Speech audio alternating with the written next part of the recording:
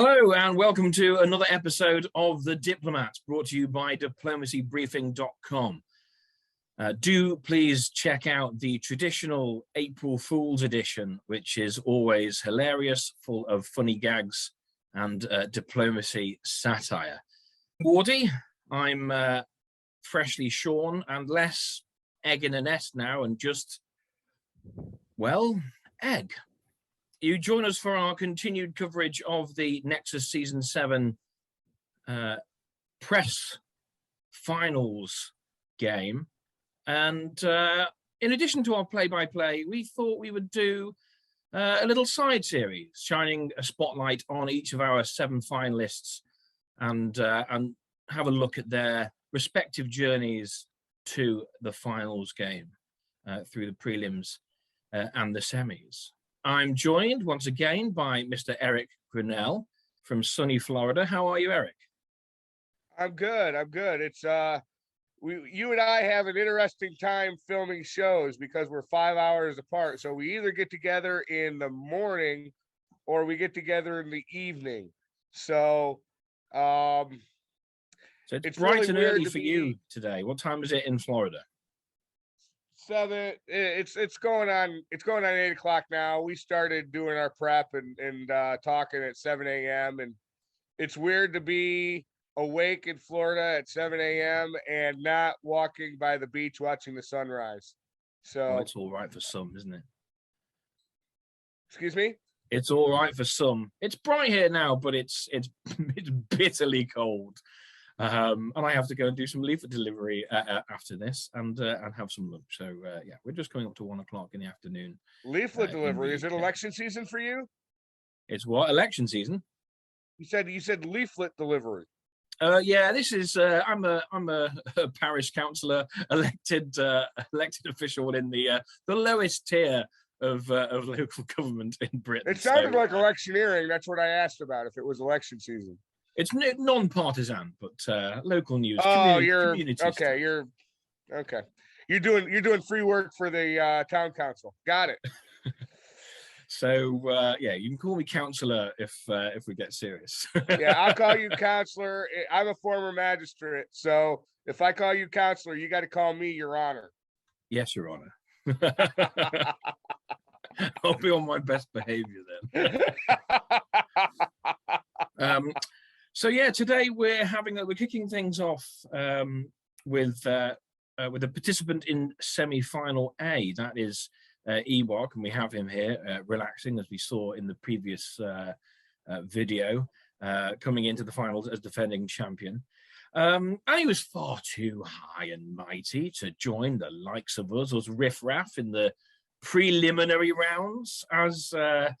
As the defending number 1 seed, he was given the option of taking a bye into the semi-finals, and so no prelim games for Greg. This is his 4th appearance in the finals, having played in seasons 2 and 5 before his victory last time out in season 6. As I said, he played in semi-final A, which we both played in. And while I bring that up, perhaps you can just say a little thing about the flavor of the game, the themes that we might be seeing here. Well, I had a running commentary about all 7 of the semifinal games, that the tournament format set up a metagaming scenario that did not create a lot of competitive, stop the leader type mentalities. And once people got ahead of their board, they stayed ahead of their board. As I cover this game, it's going to be a little unique because I was in this game. And I was one of the people who played poorly. And I was one of the people who fell victim to this tournament scenario. I'm not a big fan of after action reports. I think after action reports are just rationalization and self-justification. I think they're particularly poorly set up for the mentality that plays diplomacy. I despise after action reports. Listening to a diplomacy player do a critique of their own game after the fact is a lot like watching a dog do his business out in the yard and then turn around and smell it and say, hey, what was that? That is the moral equivalent of a diplomacy player doing an after action report. So I want to try and cover the game. I want to stay focused on Greg and what he did well. I will try and not talk about myself, but it's impossible because I played in the game and I got beat very, very badly. So I'm gonna everyone gets to listen to me talk to myself the way I've been talking to them for a couple decades. So I hope they all amused. I hope they're all very amused. So hopefully you can see Backstabber on your screen. If I've done the tech correctly. I can. If you put your browser in full screen mode, we might get a better view of the map. I believe I am. Unless I've done something wrong. It looks quite large to me. But here we go. Greg was in Germany. And he was joined by Animal CS in Austria, Derek Borling in England, Officer DBC in France, Jaromir Sulia in Russia, and then you and me. I was Italy and you were Turkey. Great IT. So we're ready to we roll. have the opening spring 1901 moves up here. Some interesting play here, actually. Yeah, my theme as I cover this game is going to be Greg's masterful use of diplomacy, because as you'll see as we go through this game season by season, Greg faced almost no opposition from anybody ever all game. And some things in the early game conspired to make that the case, but obviously the biggest reason here that Greg never faced any opposition in this game is because he's an excellent diplomat. And you see the start of that here in 1901. That Munich to Burgundy, Marseille to Burgundy is obviously an arranged bounce. Germany is able to do that arranged bounce in Burgundy because, you assume he's aware that England is going to the Channel. And England going to the Channel is a huge benefit to Germany, not simply for the obvious reason of, oh, he's going after France, and the enemy of my enemy is my friend. But England going to the English Channel has other huge advantages for Germany.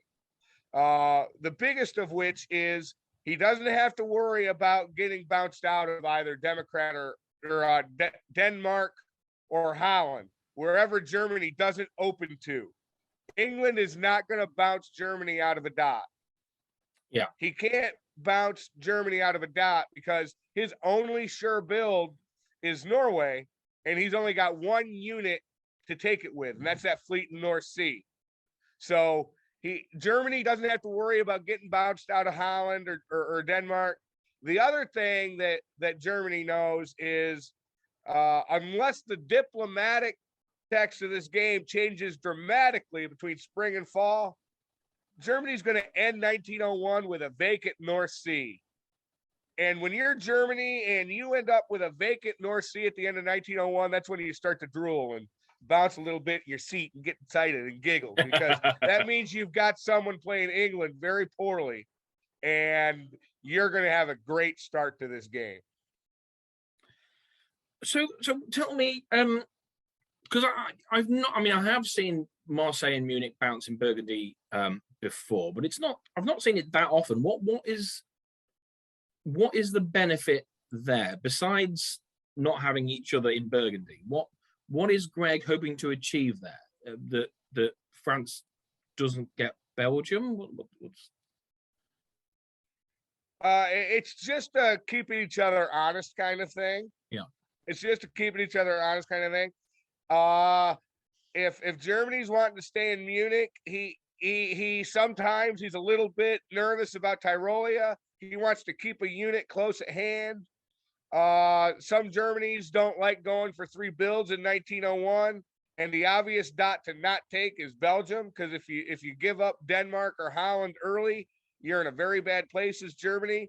And if you're not going to try for Belgium anyway, making sure you're not letting anyone into Burgundy is probably the smart way to go. So, but there's another reason for Germany to do it, which is Germany has a natural advantage as far as getting Belgium in the long run. Okay. Germany never does well if they don't get Belgium by no later than 1903. Okay. And Germany has a natural advantage there. So Bautzen and Burgundy in spring 01 is fine, because 19 times out of 20, he's going to be free in the fall to order Munich to Ruhr, to set himself up to either take Belgium for himself in 1902 or have absolute say in who gets to keep it. And when you get nominal control over 3, 4, or 5 of your allies' units, that's even better than one extra build. Okay. So that's why you see the bounce. It's kind of dangerous for France to do it this way, because if that army in Venice moves over to Piedmont, France is having a really rough season. By moving to Picardy from Paris, he set himself up that Picardy can cover Brest if need be. So even if Venice had gone to Piedmont, France was still going to have a guaranteed build without risking any home centers. But France is more advantaged than most powers. You can afford to play slow, especially if you're not facing an EG. So I think that covers a lot of the psychology that went into both Germany and England's moves. Very good. What else can we have a look at on the board here? Austria and Italy are kind of standard. Well, Austria is as standard as you get. Italy's fairly standard. I don't like the hold Venice thing. If you're gonna hold, the only reason for Italy to hold in Venice is to say, "Hey, look, I don't know what to do with that army. I'm just going to leave it here. I'm no threat to you, Austria." And then you take Trieste in the fall. I'm blessed in not remembering what you were doing in 1901, because I didn't think you mattered. I ended up being very, very wrong, but I didn't think you mattered, so I wasn't really paying attention. I don't remember. Looking at a map like this, I would think that Italy was going to send Venice to Trieste in fall 01, especially if we're playing the Nexus meta of AI versus EG. The only question is, do you take Trieste and do the convoy, or do you take Trieste and convoy to Albania and have a dead Austrian? Yeah, I mean, I do like the borrowing of Trieste. We decided, little did I know there were other plans, but both Austria and Germany mooted the idea of a central triple to me. But the thing about not going to Trieste was that we didn't have to be that aggressive, didn't have to be that fast. Yeah. Because it's a shortish game. It's unlikely that it's going to be won by a solo. So it's about making sure that no one gets too big too early, I guess. And for a while, this game was pretty balanced. Save maybe Russia. We'll see that. But well, let's talk about Russia for a second. I opened Sustrum. Hello, Chicago. Nice to talk to you again. I opened Sunstrom, and the premise here, I can go ahead and cheat a little bit as commentator because I have insights because I was playing Turkey. All right, we had made I had made an arrangement with Russia that he would open the fleet to Romania. I would open like I was going to hammer Sevastopol, and then I would convoy Armenia over to Romania so I can get the 2 builds. But he'd also get a build by retreating the fleet off the board and building an army. Yeah. I sold him on the premise of, hey, if I come after you hard, then you'll be able to argue to Germany and beg that he needs to let you into Sweden. And then by me dislodging Romania, you're getting a 2 build year. Yeah. And that two was extra armies on the board. the plan. Okay, but as we go to follow 1, which I think we're ready to do, you're going to see that something else happened, and it really affected the trajectory of the whole game. So look at the moves on the eastern side of the board. Black Sea supported Armenia to Sev, while Russia went Warsaw to Ukraine, Ukraine to Rum, Rum to Bulgaria. Okay, that may make, to some people, Ari look like a true genius. Okay, but what happened there was not Ari's genius. What happened there was Russia's greed. After I really, Ari is Austria, by the way, for anyone. Ari is Austria, yes. Animal CS. Okay. After Russia told me, yeah, I'm okay with your idea. Let's pop rum. And to his merit, it took a little bit of talking to convince him into that. And what I found out was he didn't tell me yes until after he went to Austria and asked Austria to support him into Bulgaria in the fall. And that would have been really genius play by Russia, except Austria decided he didn't like the looks of Russia in Bulgaria and Romania and potentially Sweden at the end of 1901. So Austria came to me and told me what Russia did. So we got this instead. Were you supposed to get a? Oh no, yeah, okay. So you both decided to attack each other at the same time here. Well, I had to respond. I couldn't be giving up Bulgaria in 1901.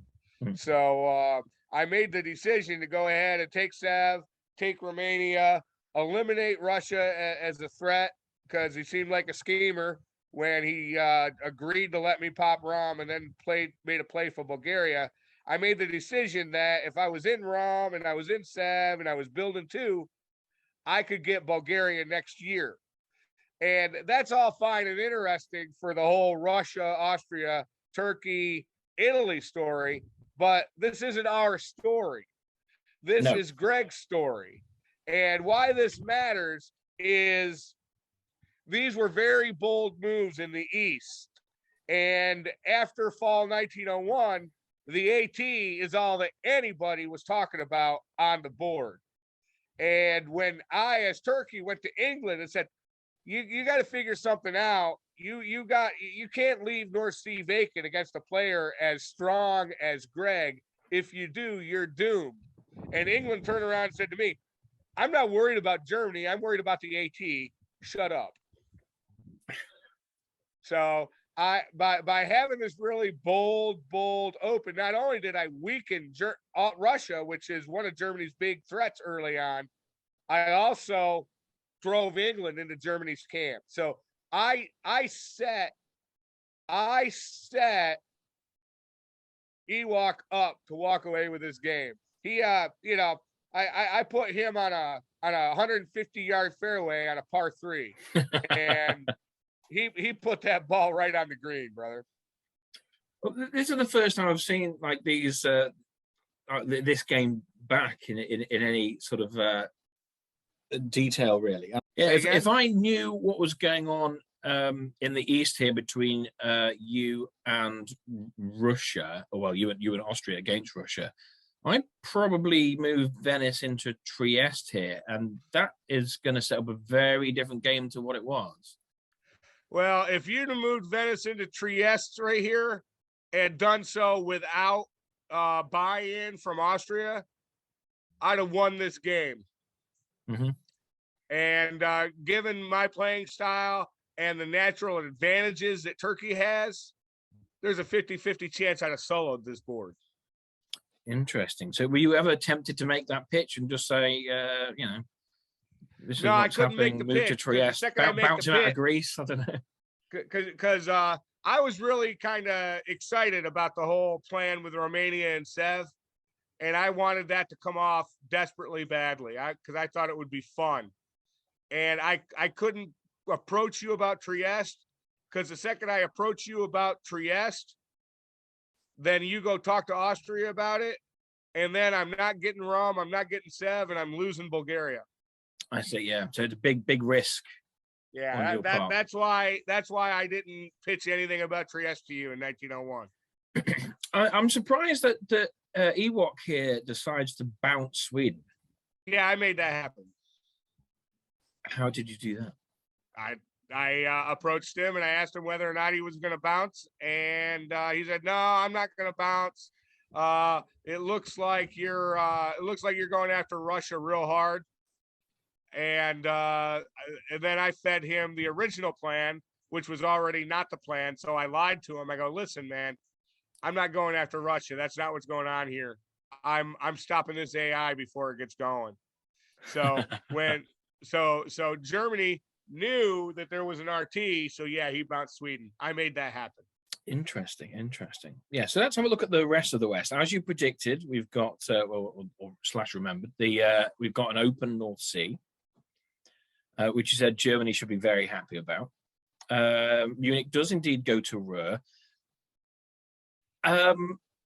France guesses right, and that's yeah. I don't know whether England's. Well, England can guess 3 here, can't he? Brest, Picardy, or Belgium. What do you reckon of that? Well, you call it a guess. I don't call it a guess. I call it a push. Okay.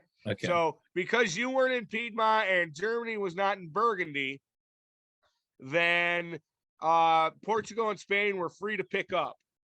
Germany was not in a position to go for Belgium. Okay. All right. So if England had gone ahead and convoyed over to Brest, France still was going to get 2 builds, 3 new dots, loses Brest, and is still building 2. And that's not a scenario where England is going to keep Brest, even with that second build, so that he can see. Typically, if England gets into Brest, you'll see one of 2 things. You'll see 2 fleets or a fleet and another army. And then,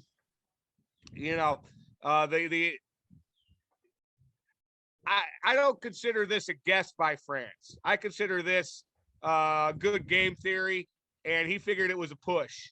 I'd have done the same thing. I'd have looked at that and said, hey, if England wants Brest that bad, I'm going to pick up 3 new dots. I'm going to use Belgium to buy Germany's allegiance. I'm going to kick England right back out of Brest. And then he's not going to have his army on the island to play defense. And when I get another fleet into play, he's got an empty backfield, and I'm going to tear him to pieces. He wants Brest. He could die there, and I'd let him take it.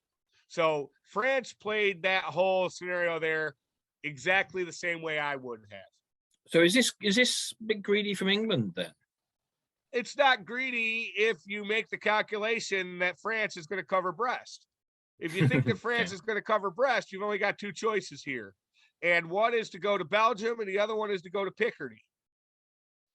You heard my commentary yesterday on Spring 01. I love that convoy into Picardy. There's only one thing in the world that does more damage to France than a convoy into Picardy, and that's a convoy into Gascony. Okay. So, but there was no German unit in Ruhr. There was no German unit in Holland. So if you're making the mental calculation that France is going to cover Brest, then convoying to Belgium is a good move, because when you convoy to Belgium, you're not just sitting there in Belgium happy with a dot. You got France, who now can't build in Brest, and you do have an army in Belgium, and you've got a fleet in the English Channel that can now support Belgium to Picardy. Meanwhile, you encourage Germany, who you're expecting is moving to Ruhr and going to build in Munich. You're expected to tell Germany, hey, I'm going to force Picardy, you force Burgundy. We got a dead Frenchman. So you say about forcing Burgundy next turn here potentially. Burgundy was open. He could have walked into Burgundy here. Yeah, but a fall. We call that a false stab for 0 dots. Okay, and all you do there is create an EF and make France build all armies, and that sets you up for a very bad game. Yeah, you don't want to give France an excuse to not build a fleet in Brest here, right? Exactly. So, but yeah, so Greg bounced Sweden because I told him that there was an RT and he believed me. He probably won't make that mistake again, although it ended up working so well for him. He might. So what else is there in this season? Okay, you did the convoy to Tunis. Yeah. Thereby verifying my concerns that you thought you were playing an AI. Mm-hmm. And England's got a very, very weak position at this point. He's got one build, and France has 2 builds. He's going to build a fleet in Brest. And, we think he's going to build a fleet in Brest. We'll talk about that in a minute. And England's looking very, very rough. It's a very tough call right now. Who's having a worse game, England or Russia? And the advantage in that competition is slightly in favor of Russia. Russia's having a little bit worse start than England because he's actually going down 1 in 1901, and you just don't see that very often. Yeah, he's lost that fleet in Romania, which is great news for you in Turkey, and he can't build anything. So it's very questionable right now who's in the better position. Germany, or you got Germany on the one hand and Turkey on the other hand. Turkey got a 2 build and has Bulgaria in his pocket and seems to have an Austria who's cooperating with him. Meanwhile, Germany, his two primary flanks are England and Russia, and they're both in a lot of trouble. Yeah, so I mean, both in this position, Germany's going to get courted by both England and France, you'd expect. And although and Russia's not going to be very happy with him because of that bounce in Sweden, Russia's got bigger problems. I think in a situation like this, Russia feels a lot more ownership of Sev than he does of Sweden, and he's willing to forget about Sweden and forget that he ever laid claim to it if he gets a promise from Germany that he's going to get help against the AT. So shall we move through to the build phase and see what we find? Yeah, let's go through. It's in Liverpool and Berlin and Caen, Smyrna, Naples, Marseille, and then there's two armies from Austria. That build in Marseille is a real mind boggler. That was effectively the end of France's game. And there's no reason for France to build in Marseille unless he thinks, A, that this is a very, very cleverly disguised Western triple, or B, he reconciled with England and they're going to work something out. And if France built in Marseille because he thought he had something worked out with England and that there was going to be a reconciliation and they're going to cooperate, and England flat out lied to him and dropped in Liverpool, this just made France a German puppet for the entire game. And that ends up being the truth, which is a part of the whole story of Greg never faced any opposition from anybody in this game. That fleet build in Marseille was the most interesting build of the game. The second most interesting build of the game was the fleet, of 1901, was that fleet in Liverpool. That is, yes, there is an EG. Yes, France is in a lot of trouble. And yes, Germany is laughing to the bank. All right. Yeah, I mean, not even Fleet Kiel from Germany. Look Fleet at Berlin. that DMZ. Germany and England are the only potential threat for anyone here as relates to England and Germany. Is that fleet in Denmark can pop over into the North Sea and convoy an army to Edinburgh, and England's a dead man. I tried to convince England that he needed to be worried about that. That he should build a fleet in Edinburgh and defend against that potentiality. And as discussed during last season's talking points, England wasn't buying that talk from me. He didn't want to hear it. He said, all I see is a big AT. Leave me alone. So, I mean, there is a big AT. There was a big AT. There was a real big AT. So, Germany's moves here, coupled with England's moves here, Germany is laughing all the way to the bank. He's getting Sweden. He's got Russia, who doesn't care that he's taken Sweden. And England and France are both still sitting there eagerly thinking that, okay, Germany is going to be the solution to my problems. So those are very, very, very happy builds all the way around for Germany. The other builds here that matter, Austria reinforces the narrative of an AT because he doesn't build in Budapest. So Austria doesn't build in Budapest. Turkey builds 2 fleets. This continues the narrative of the entire board talking about the AT. No one paying any attention to how good Germany's position is. So, as I said, Austria and I, as Turkey, really teed this up for Ewok to take off in a tear. So that's the builds. I don't think there's anything else there that's worth talking about. Let's go to 1902. Well, before I do, what I was going to ask was what happens with Belgium here? Who gets that? I mean, not going to be France's. It's in Germany's gift. I think Germany. Do you take that as Germany? I think Germany's getting it. The only reason Germany might not get it is if he decides to give it to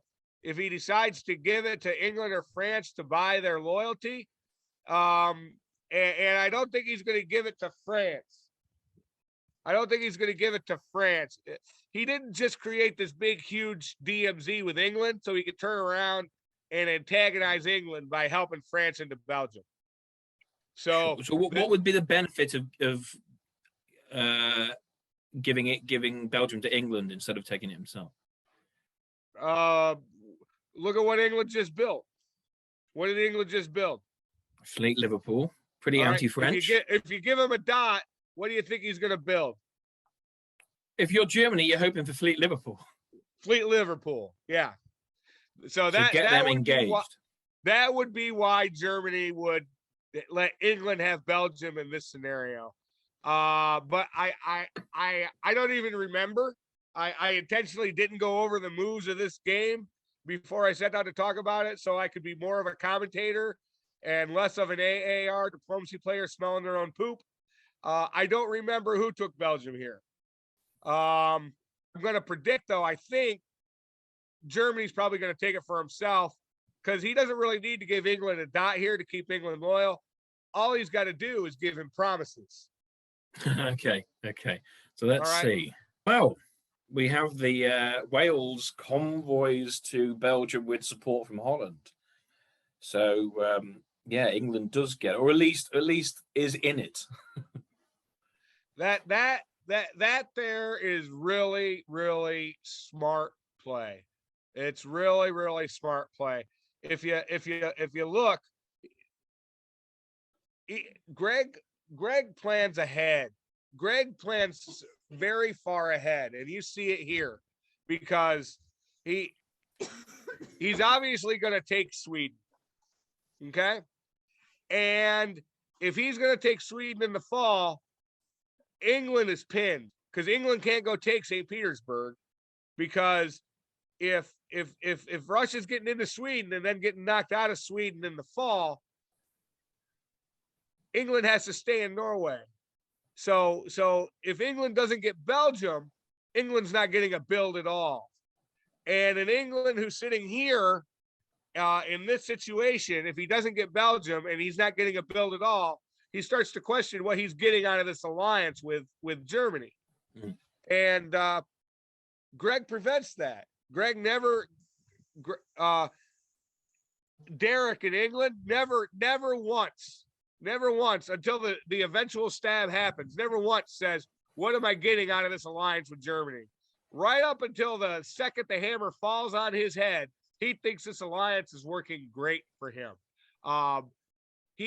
Greg knew he was getting Sweden. Greg knew he had no threat from Russia. Greg knew he had no threat from France. Greg knew he had no threat from England. One build is enough. So he can afford to give Belgium to England. And that's exactly what he did. That's very, very, very smart play. And that is the main, well, it's one of the main ways you know Greg is a much better player than me. Because as I just made obvious 2 minutes ago, I'd have taken Belgium for myself. And that's why Greg's a better player than me. He's got a friend in England until he wants to move against him. Chooses not to force Burgundy. Munich bounces Silesia. So he's got 3 Austrian armies coming his way here. And as we see the rest of the game, that right there is the single most frightening moment of the entire game for Greg. I would assume he told Russia that he was. Here's what I'd expect here. You see the bounce in Silesia? Yeah. And you see Russia moving to Sweden, even though he's got England sitting there in Norway. Yeah. Russia here is already in effort mode. He's already saying, "Oh, I'm screwed."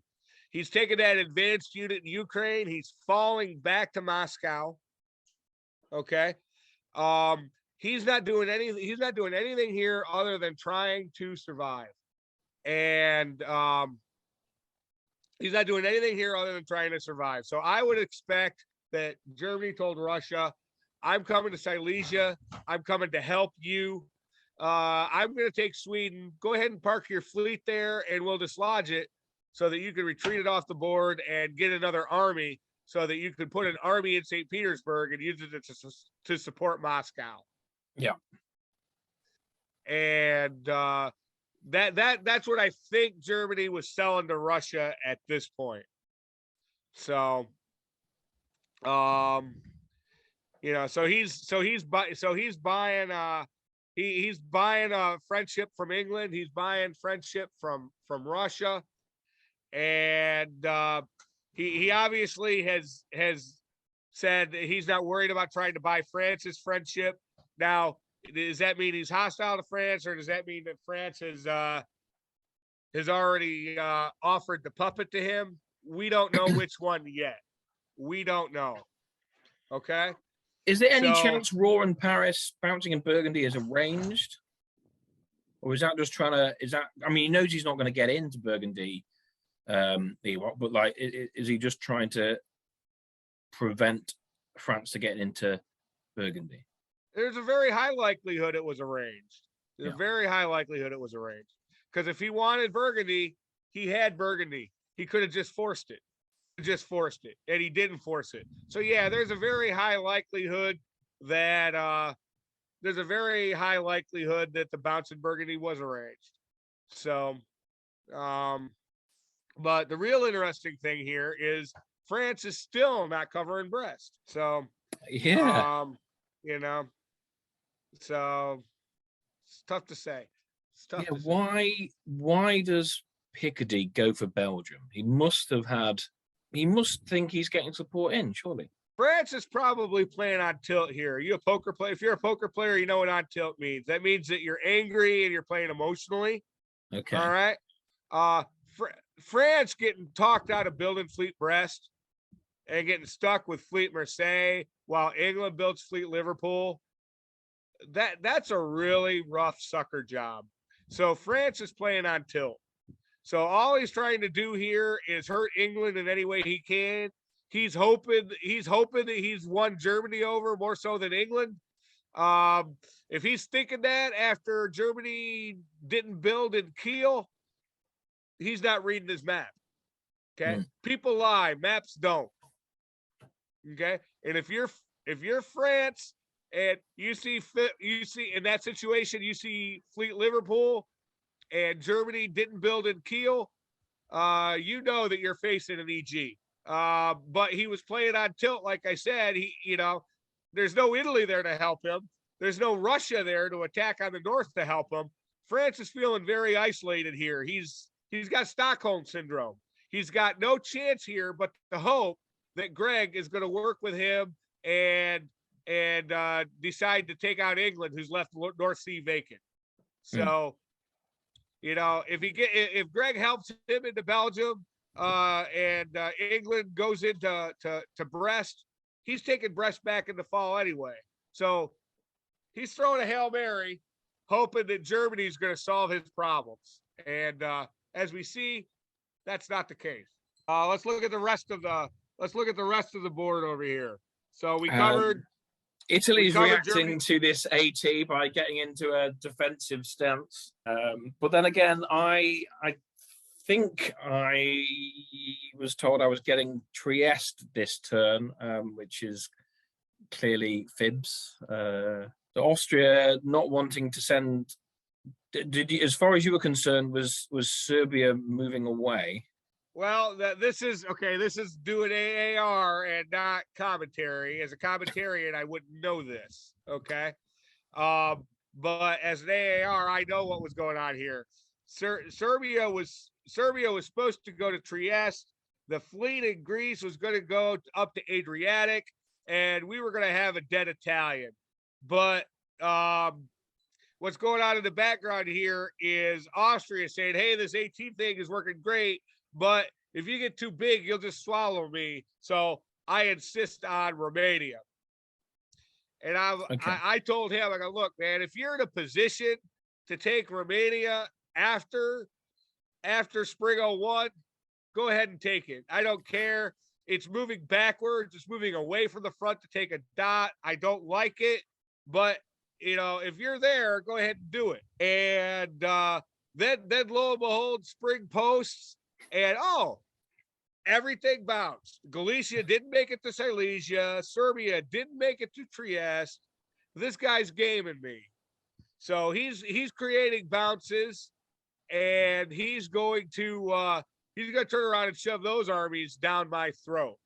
And that precipitated what happened in fall 02, which we'll get to here in a few minutes. All right. And what I did in fall 02 handed this game to Greg on a silver platter. All right. Here we are. Before we talk about Germany, we'll go ahead and finish this conversation about Austria and Turkey. This is the end of the AT. All right. I was completely, utterly wrong. Okay.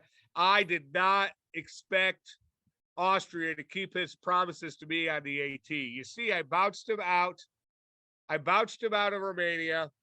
I took Greece. I went ahead and took a runner at Moscow, even though I didn't think it was going to happen.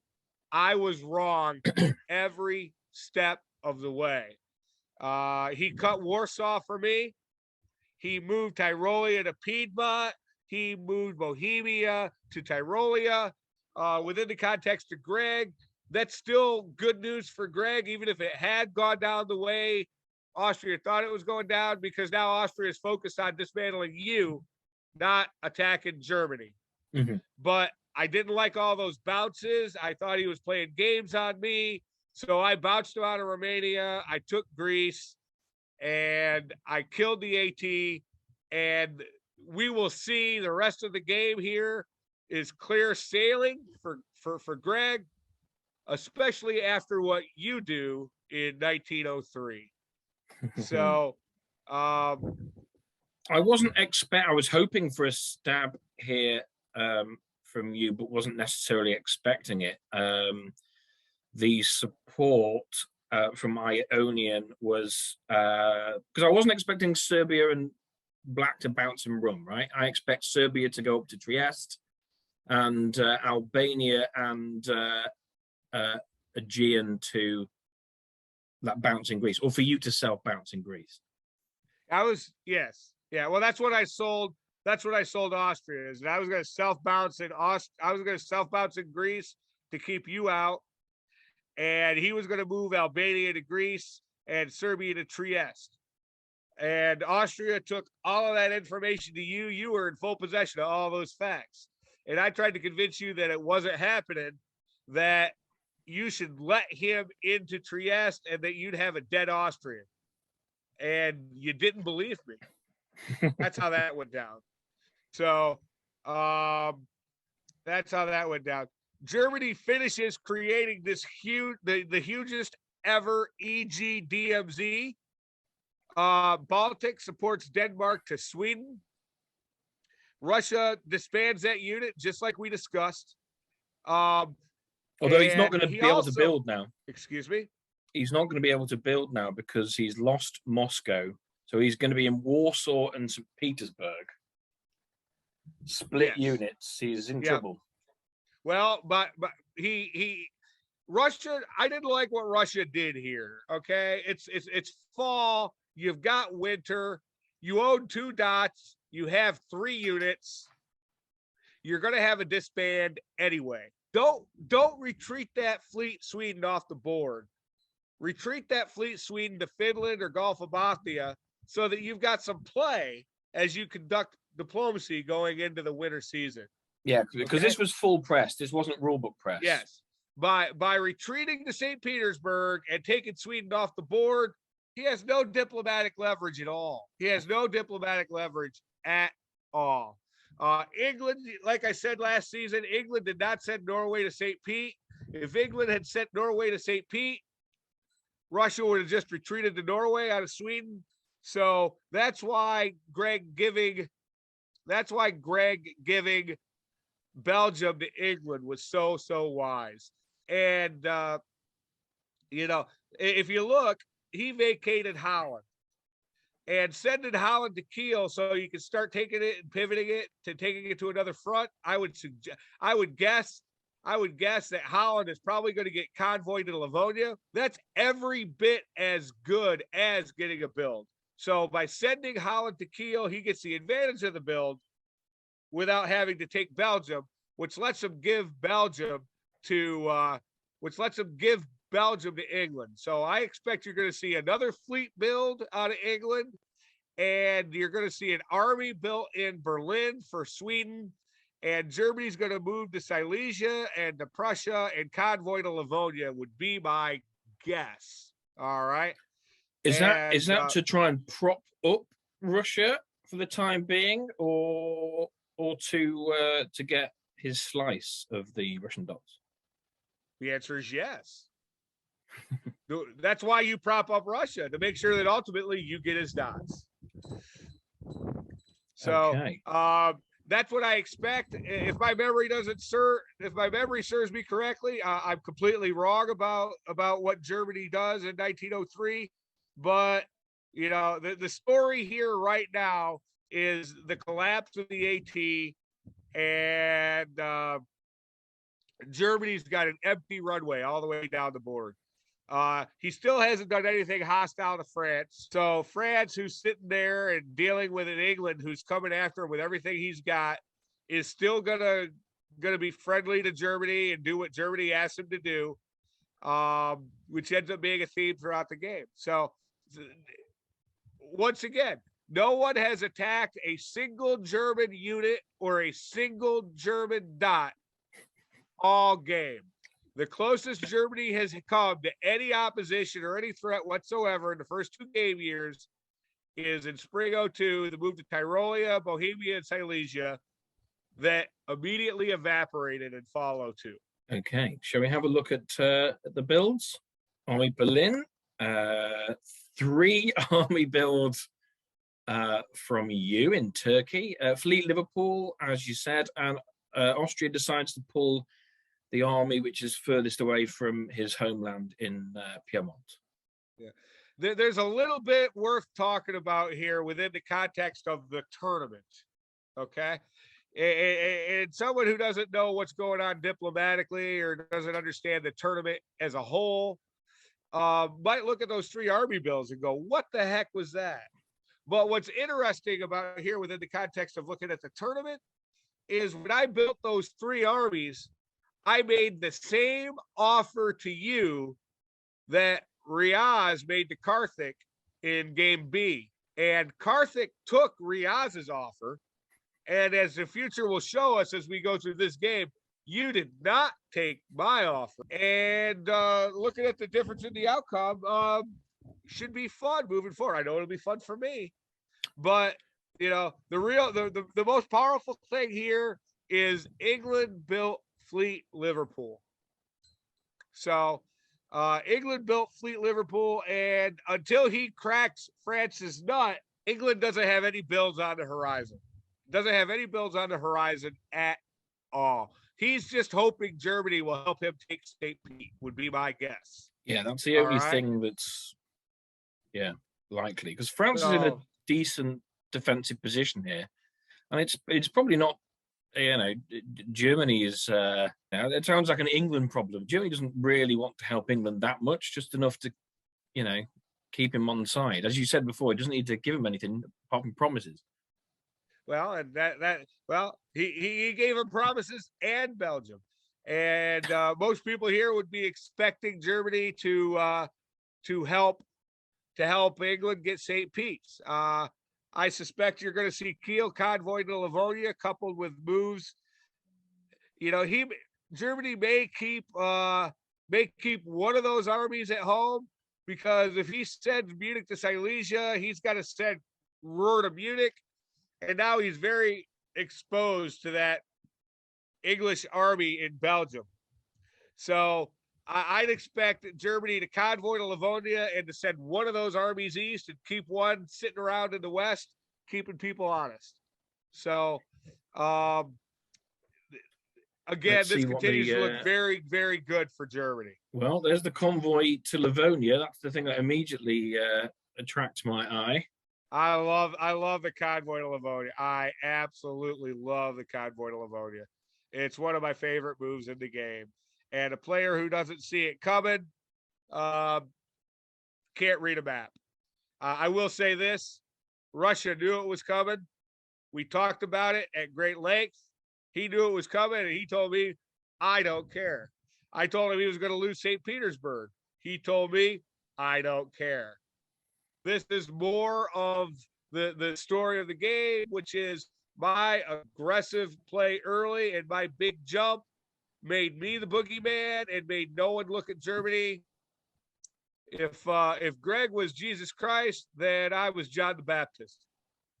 And I set him up beautifully.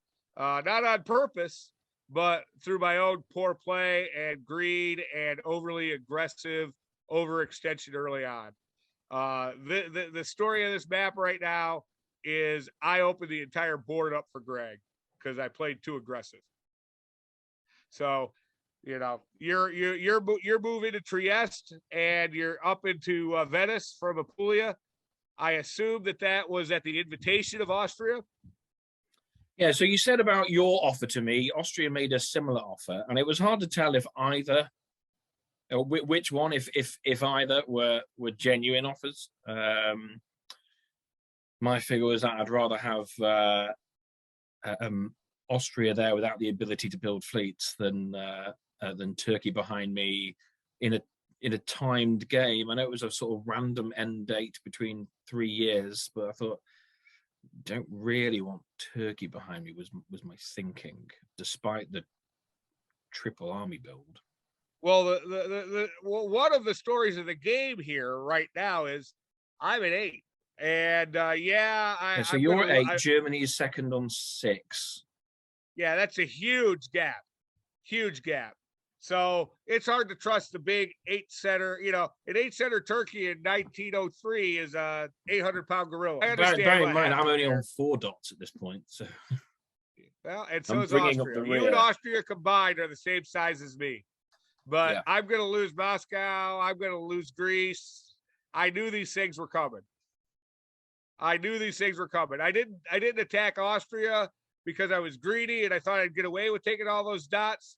I attacked Austria in 1902 because I thought those bounces were arranged, and I wasn't going to wait around to get stabbed.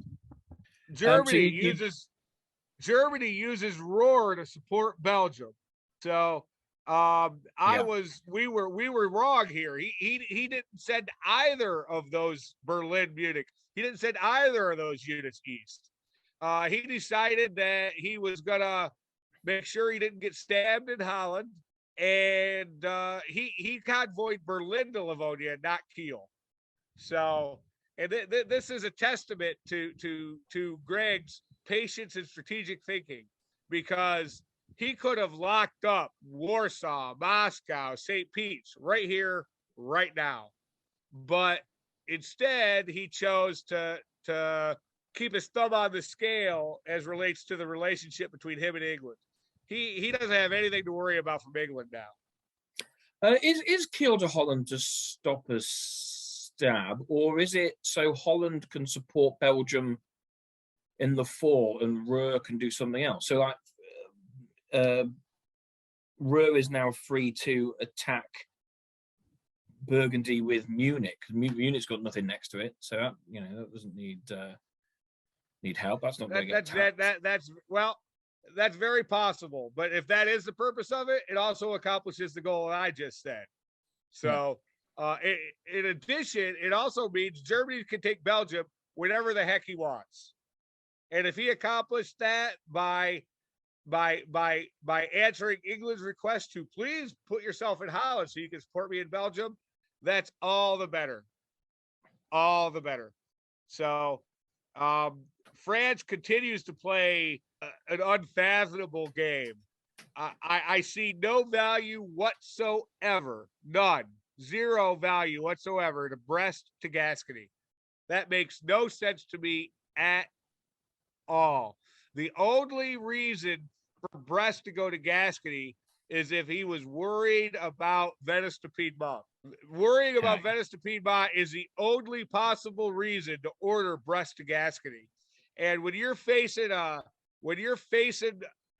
England who's putting 3 fleets on North Atlantic Ocean in 1903, worrying about getting attacked by Italy strikes me as truly odd. I up until this point, I haven't understood France's moves. I didn't understand the fleet build in Marseille. I remember at this point, spring 1903, looking at France saying, I don't have any idea what this guy's doing. I'm glad I don't have to talk to him, because his moves made no sense to me at all. Is he worried about Spain? So he's thinking he's going to lose Mid-Atlantic Ocean, because otherwise I'm not sure what that Spain south coast of Portugal move is all about, because you can support MAO from Spain, but MAO decides to cut the channel attack on Belgium. Spain can support Mayo just as well as Portugal can. The only reason to move to Portugal versus Spain is as a diplomatic instrument. You get to tell everybody, listen, man, I'm opening my doors. France is going to get all those dots, and I don't give a damn. Get off of me, or this is not going to go well for you. And I think I just thought of the reason why Brest would move to Gascony. Okay, and it might also explain why he moved Spain to Portugal. If you look, he is still supporting Burgundy to Belgium. Okay, so France is still hoping against hope that Germany is going to help him against England. And why the heck wouldn't he? Because what else is his option? Cower in the corner until he dies? He's hoping for a change. Okay. So So the value of a spring move to Gascony is England's probably not going to go to Brest here, because why would he? What's the likelihood that's going to succeed? And it sets him up in the fall to be able to bounce Brest open, so it's available as a build. So he's still hoping he's going to get a build for Belgium. So he's opening Brest again, up so he can drop Germany a fleet has lied to him by saying, I'm not going to support England and Belgium. As long as you cut Channel, you'll get it. Yeah. Well, you know, and then I'm sure Greg is encouraging this worldview from France. All right. A normal human being, you see a drowning man, what do? You throw him a rope. Okay. But we're not normal human beings. We're diplomacy players. Okay. And what does a diplomacy player do when he sees a drowning man? He sells you air. When a diplomacy player sees a drowning man, you sell him air. You sell him hope.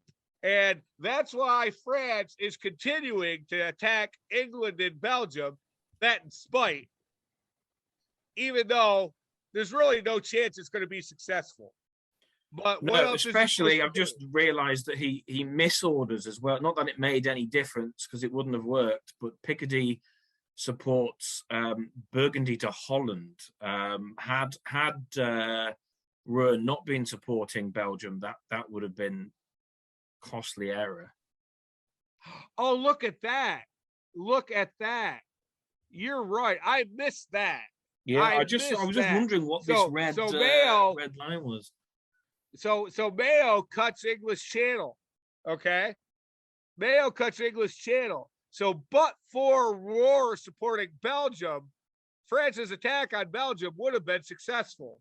So France isn't even hoping for German support. He's just hoping that Germany leaves him alone. So yeah, so that makes France's moves make slightly more sense to me. Okay, yeah. So France, you have half an apology from me, sir, but I'm afraid that's all you're going to get from me in this commentary. Okay.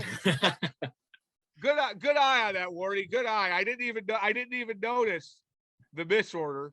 And that for people who are watching these videos to learn the game, this is an important lesson. The interface on Backstabber is dangerous, especially if you're playing on your phone and not on a computer.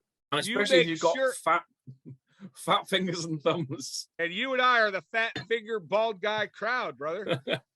Pianist, I'm not. When we branch out and we open our own franchise, it's going to be fat bald guys talking diplomacy. I think that's the staple of the British hobby, anyway. All right. All right. I think that's everything for this season. Let's move through it. Okay, so there's the answer to your question. Why did Germany convoy to Livonia? It was to help Russia, because helping Russia hurt me. I was the big threat on the board to Germany's dominance, and he wanted to slow me down, and he accomplished that just fine. Livonia supports Moscow. By Livonia supporting Moscow, Warsaw doesn't have to support Moscow, so that allows Warsaw to attack Ukraine and further push me back, further push that Turkish genie back in the bottle. I saw it coming. I was leaving Ukraine anyway, but this shows Germany looking ahead and realizing who's got control of, who's got power of. You also see here, he went ahead and cut France loose. France doesn't have hope anymore. Okay. You see France, he bounced in Brest exactly like I said, opening himself up, hoping for a build. I would hope at this point that the reason that France did this is because Germany had promised him that he was going to let it happen, or at least that he was going to take Belgium. But to sit there and, to self-bounce for a build that's never going to happen when he could have kept himself from losing Burgundy instead, that's just sad. That's just sad. Everything that could have possibly gone wrong for France all game goes wrong from beginning to end. And it's no surprise that France ends up a German puppet here. No surprise at all. Well, what do you think of that? That this caused a little bit of tension between France and me. This retreat from MAO doesn't go to Spain, south coast, excuse me, but goes to Western Med, which I at the time wasn't overly happy about. Because I thought you can achieve exactly the same from Spain, south coast as you can from Wes, unless his intention is to cause me problems.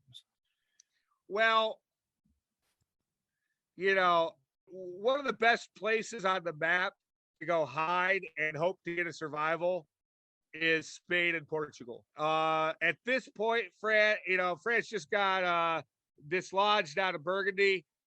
He pulled to Russia. It's fall. He got dislodged out of Burgundy. He retreats it off the board, and you have to wonder why. Yeah, that concerned me as well. Yeah, you have to wonder why, because he hasn't lost any dots yet. Okay, so if he's retreating, it's to get a build. I would assume that he's going to build a fleet in Brest, and that is why he self-bounced Brest. But he's still got Marseille to cover. Now he's got Marseille and Spain to cover because he retreated to West Med. I don't see the sense. I don't see the sense of it. I don't see the sense of it. So, meanwhile, you continue your game of Austria Turkey ping pong. You spent this season being on my side. Yeah, so you managed to turn me, which is good. At the same time, I'm sending a fleet to go and try and help France prop France up against the English attack. Are you talking about ordering Ionian to Tunis? Ionian to Tunis, yeah.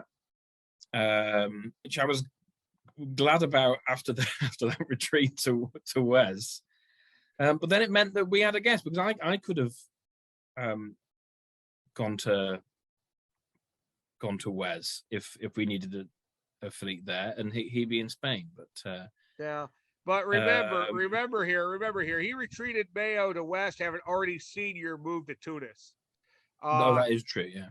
He saw your move to Tunis. He saw your move to Serbia, to Trieste. He knows you're getting a boatload of builds. So at that point, what he thinks he's going to accomplish with that fleet in Western Med, it's a complete mystery. It's a complete mystery.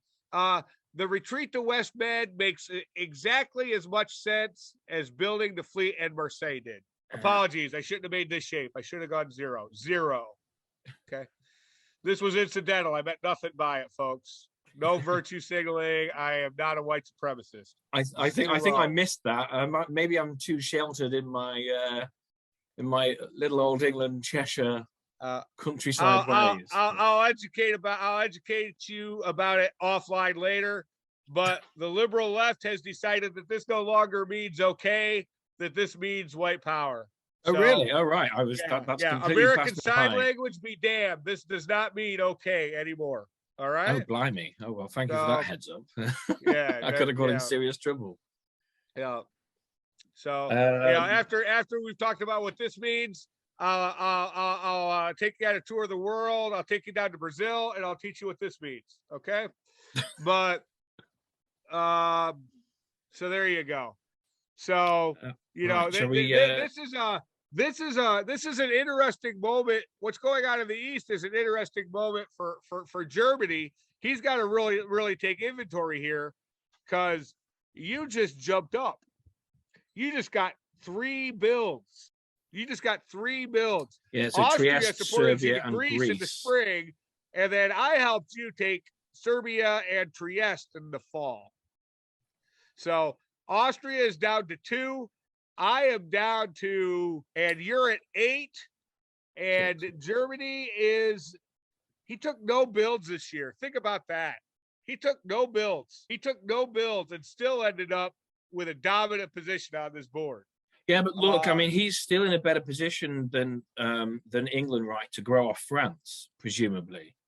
You know, well, that's going to depend on builds. Are there any other fall moves that really matter? No, let's Shall go we ahead and move go on? to winter. Let's go ahead and go to winter. We do see Fleet Brest. Yeah, so that's that's the real tragedy of it here. If he was in Spain right now instead of West Med, he could put 3 on Mayo, still cover Paris, still cover Marseille. He could have dragged this out. He could have lasted a while longer. And the fleet, the Western Med, took that option away from him. He now has to cover. He now either can't attack Mayo or has to risk Spain or Marseille. Yeah, he should have been in Spain here. He should have been in Spain. So, but he's clearly saying, I'm defending against England. I'm not overly concerned about Germany. Yep. But here's the glory of it. England has no build still. North Sea is still vacant. Germany still has 2 fleets, and he has no threat from the West whatsoever, ever.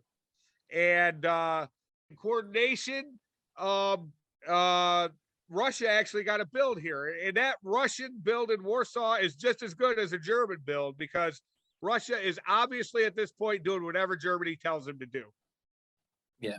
And Germany could probably take St. Petersburg whenever he likes. Yep. So if England does take it, it's only temporarily. Now I disbanded my fleet in Aegean, and Austria disbanded his fleet in Albania. This gives you 4 fleets. You at this point have enough fleets to go force Mayo and make sure that England gets absolutely no dots from this French venture except for Brest, because Germany's going to pick up Paris. And with the units you have, you've got the potential to guarantee that you get all those southern dots, except for maybe Portugal, okay, which also might end up being English. But it chose a different path. So let's go ahead. Let's talk about that path. Let's go ahead and move into spring 1904. A bit different. Now, ideally, if we were playing tempo here about what you were saying about attacking on Mao, then I'd be moving my fleets forward. But I'm really wary now about this French fleet in Wes.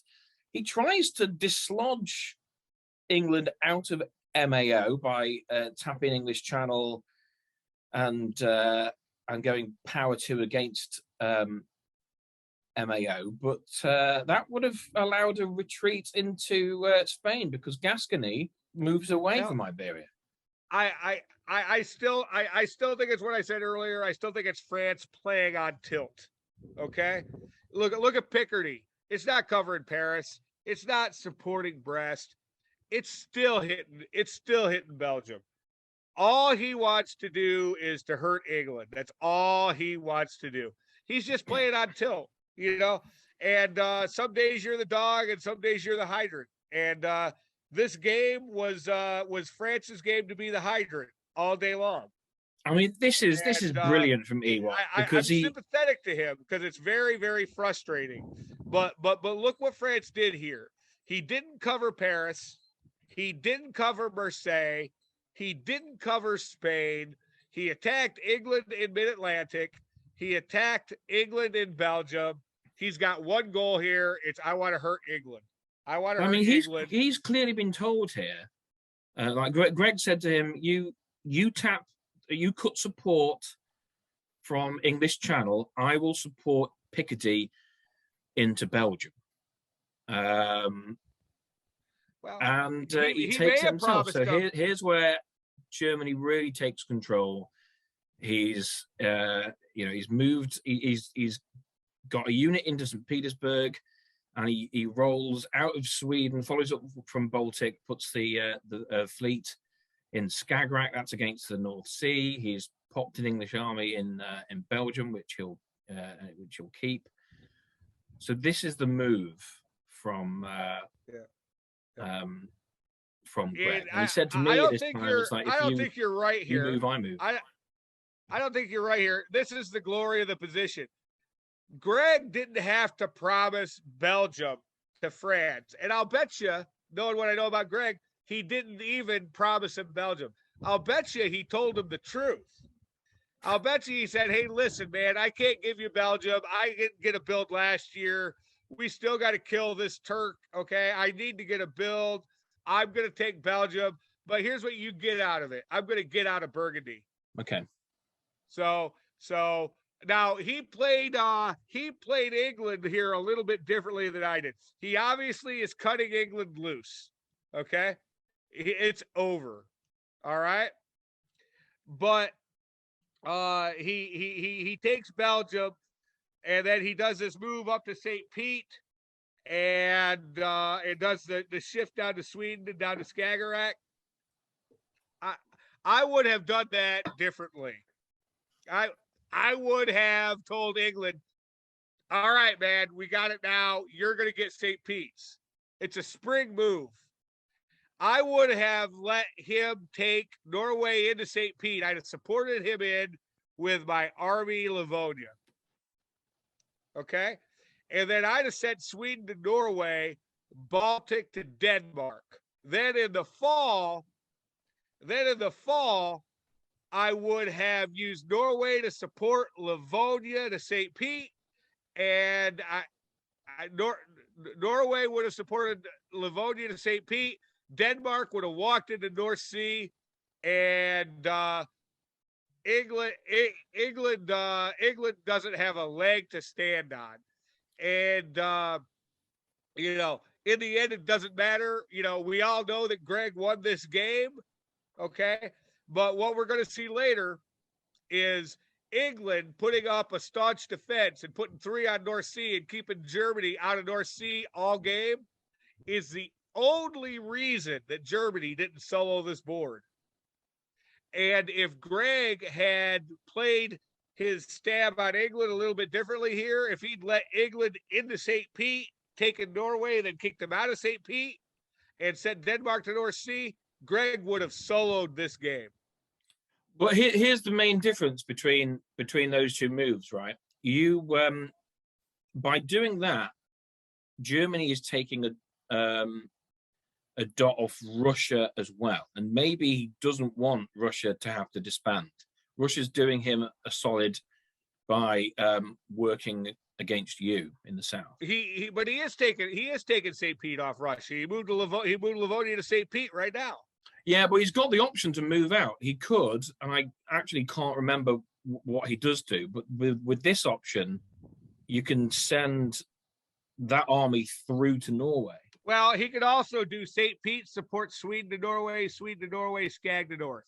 Yeah, that's true. The real important thing to say here is shame on England. Shame on England. Derek, what the hell are you doing in that position on that map using Norway to support Sweden? What were you supporting Sweden against? An attack from Mars? Germany's at what, 6, and you're still at 4, 5. This guy's got a huge advantage over you. He's got a tempo advantage over you, and you're wasting your unit in Norway virtue signaling, supporting Sweden against nothing.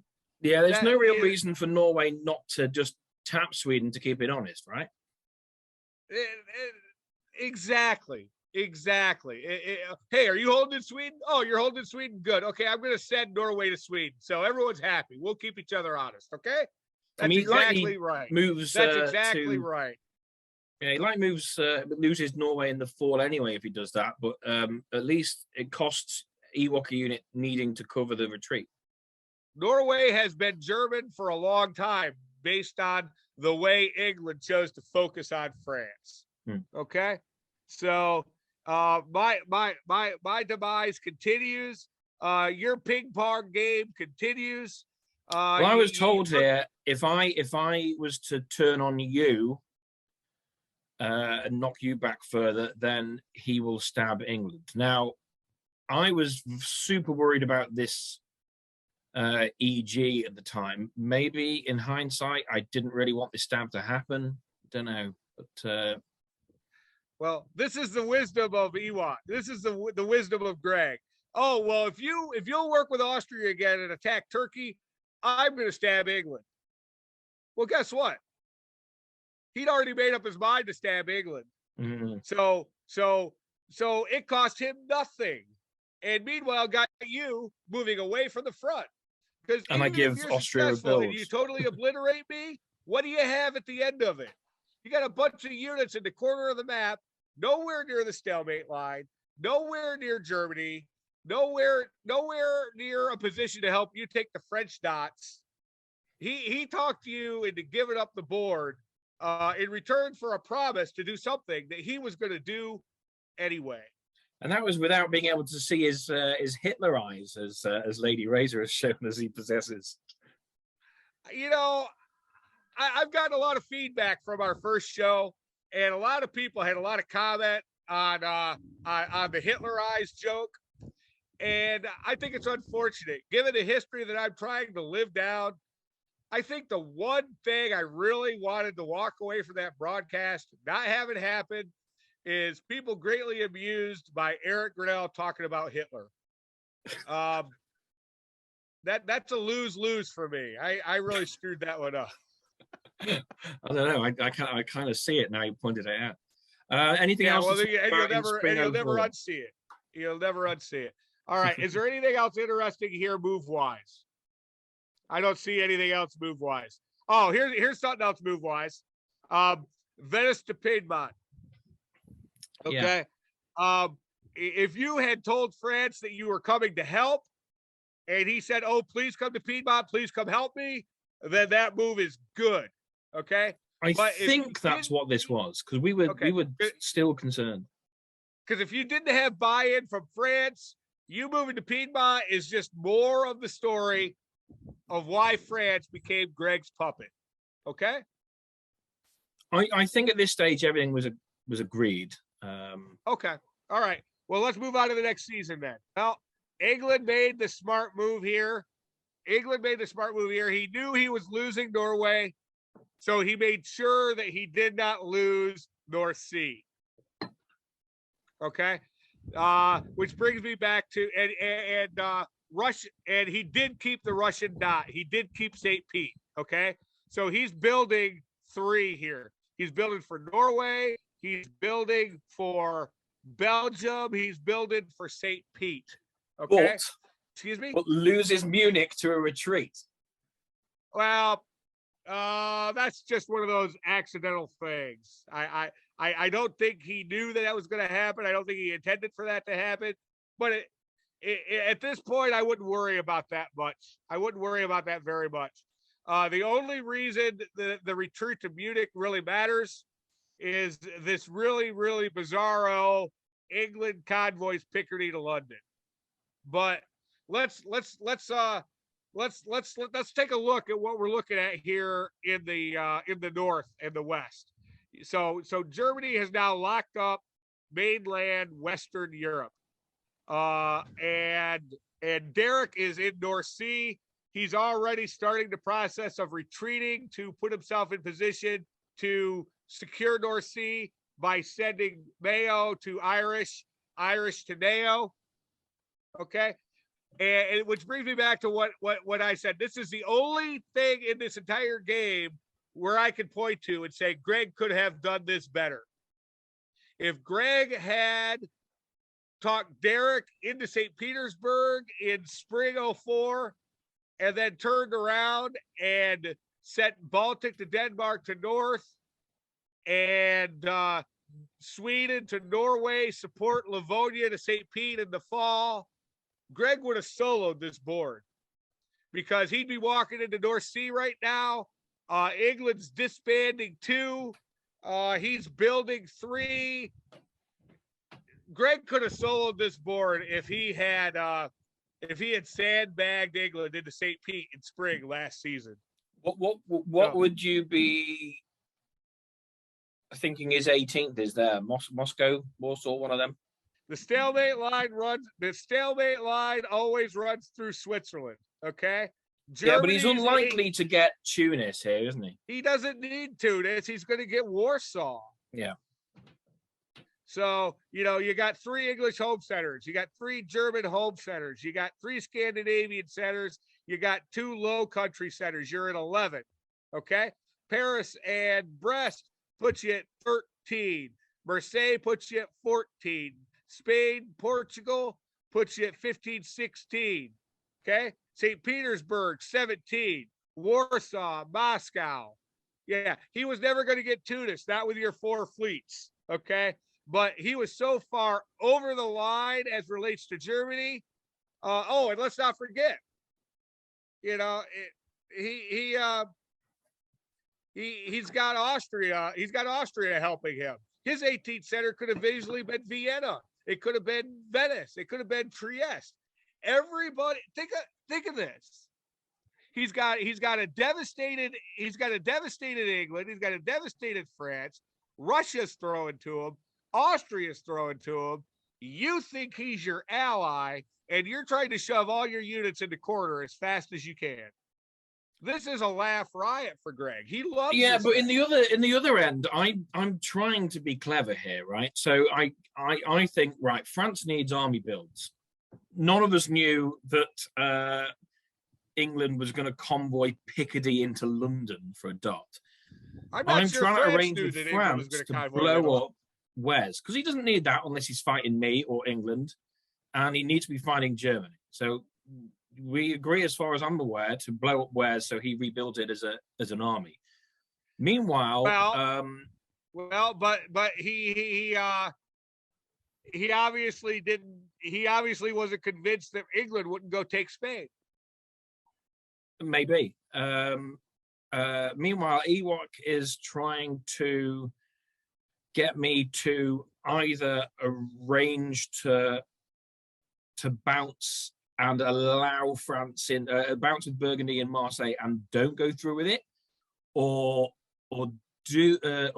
don't arrange to bounce and nab Marseille. Now I feed France the fact that he's gonna go into to Burgundy. I mean, we didn't think Picardy was going to do what it does. But I'm trying to work with France on under the radar here to give Germany some opposition, because I'm getting concerned about Germany at this point. Now, France goes to Germany. I've only been screaming at you about him since 1902. So well, yeah, but yeah, unfortunately, like 10 minutes before the deadline, France goes to Germany and says, "Oh, Italy says you're going to Burgundy," and so then I have Greg come to me and say, "Did you just tell France what we're planning?" And I have to just flat out deny it. And I'm like, God, so this causes some tension between me and France now, because that pulls the rug from under me in terms of my diplomacy with Greg, which then sort of leads on to what happens subsequently. But yeah, I don't know what the London is all about. Where should be blown up and. I tell you what, this attack on Burgundy was actually a gamble by Greg. Okay. Yeah. Because by not using Ruhr to support Belgium, Picardy, Burgundy, and English Channel could have kicked him right back out of Belgium. Yeah, and I think that Germany's diplomacy up until this point kept that from happening. So, the convoy to London might have been the only way France would work with England. Taking Belgium back from Germany would have made much more sense for everybody. This convoy over to London is squirrely. It's very damaging. It's very damaging to Germany's long-term plans, because Now there's an army back on the island, and it can play defense. And we see later that's not what goes on. But yeah, not supporting Belgium here is a real sign of confidence by Germany. He thinks he's got these players so figured out that he doesn't need to put 2 units of support on Belgium. He doesn't put 2 units of support on Belgium. He doesn't cover Munich at all. This is a very, very confident German player, and he should be confident. Well, this was the thing. He as far as Ewok is concerned, Burgundy and Piedmont are bouncing in Marseille. That still doesn't help out that retreat to Munich. That's just clearly an oversight. But that's why he thought that Belgium was safe. I think. Yeah. Now, here's a very interesting thing to take point of. Look at this. It's fall 1904, right? Yeah. You see that order, Burgundy to Belgium? Yeah. That is very, very significant. Do you know why? That is the very first time all game that anybody on this board has attacked a single German dot or a single German unit. Fall 1904. This game was a joke. Everybody on this board should be embarrassed, and nobody's more embarrassed than me. I screwed this game up so bad. The only reason that I did not end up dead is because nobody over there on the eastern side of the board was technically good enough to kill me, because I deserved to die. You recovered from that insult, brother? I'm sorry. Looking at the East, we've got. This wasn't what I was expecting here. I was expecting Ukraine to support Budapest to Romania. So I'm not happy with Austria here, because and not only did he stab me by not doing what not fulfilling what his offer was to me, but also he knows that Russia's not going to get into Romania here. Poor Russia's trying to get trying to stay on 3, and Austria knows this isn't going to go through because he knows I'm tapping Budapest. I'm cutting that support because I think I'm getting Budapest. Well, I'm actually really proud of these moves over here on the eastern side of the board. I've been focusing on Greg in this commentary because I want to cover Greg's ascent, not AAR, my horrible game. But I will take a second and talk about these moves in the East. I was proud of these moves. I was alone fighting against Russia and Austria and Italy, and I knew damn well that Greg was acting as your consultant.